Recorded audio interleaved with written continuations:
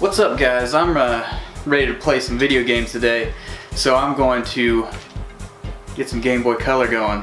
And I keep these games in my mini fridge because they're small, but also cool.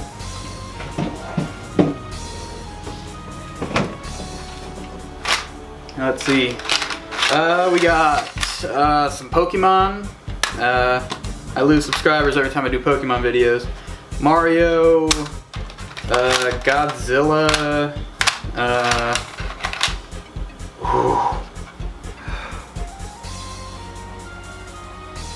This is it. It's a bootleg review.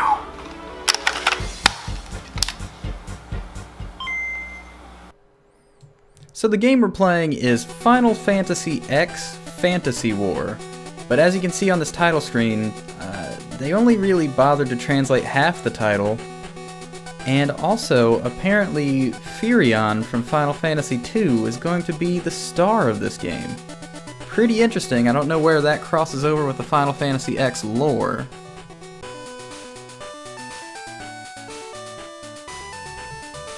I'm just gonna say it, this intro video is really good for a bootleg game. I've never seen anything with this much production quality. Sprite work is pretty nice. The animations, backgrounds, all of it's really cool.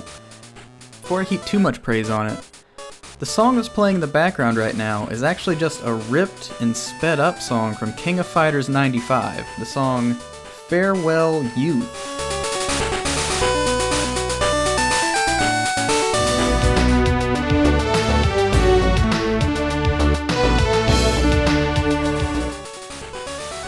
It's just completely ripped off and sped up, which makes me wonder how much stuff in this game is going to be ripped off. And we have a character select screen here.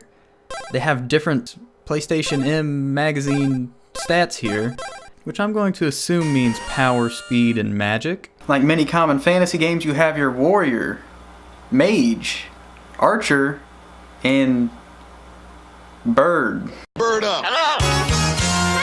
You can see the warrior has a sword, the chocobo just pecks enemies to death, the black mage shoots fireballs that gain bigger sizes when you use magic points, and the archer has a bow and arrow.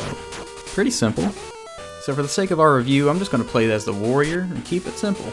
You can see the warrior is based clearly off the Warrior of Light from Final Fantasy I. And as you can see, it's not like a Final Fantasy at all, it's a side-scroller beat-em-up.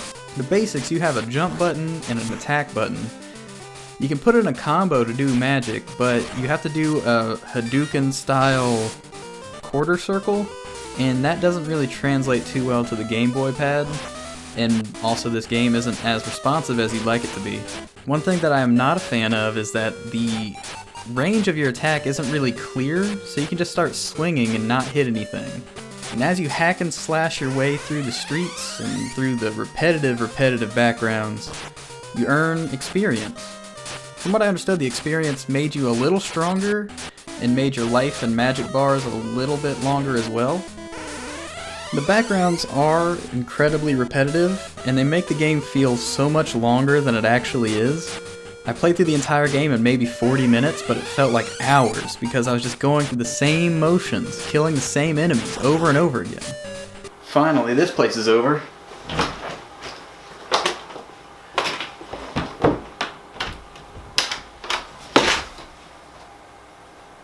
What the f? A lot of the backgrounds feel like they're ripped out of other games, like Mega Man or Castlevania.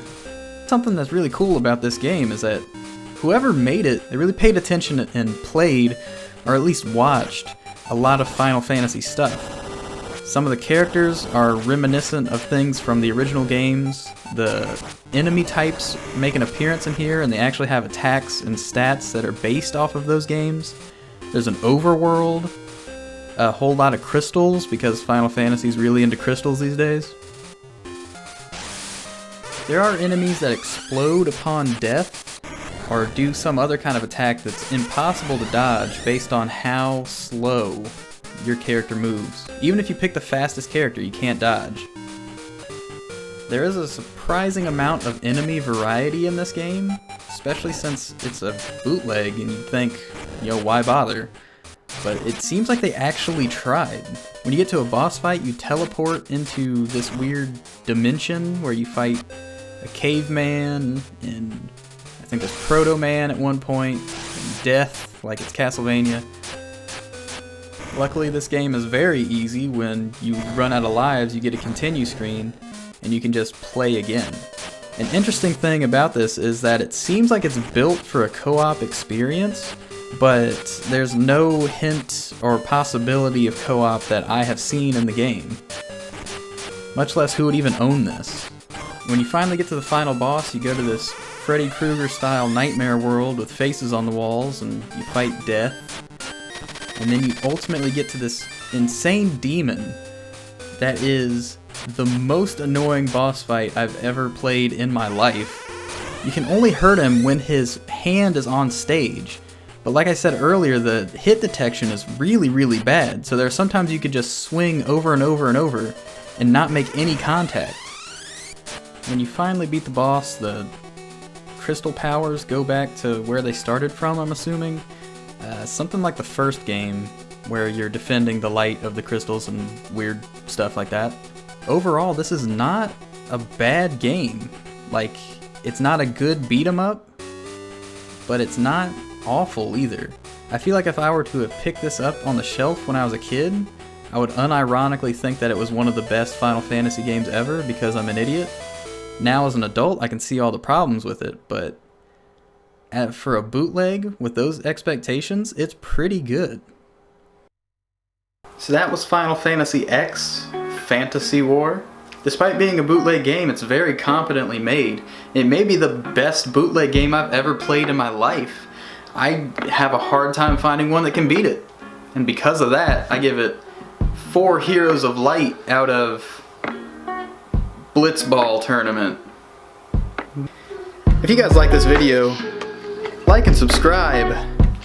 Follow me on my social medias. I have Instagram, Twitter, Facebook, all that normal stuff. I like making these bootleg videos. I'll probably make a lot more, so stay tuned for those. And I'll see you guys next time.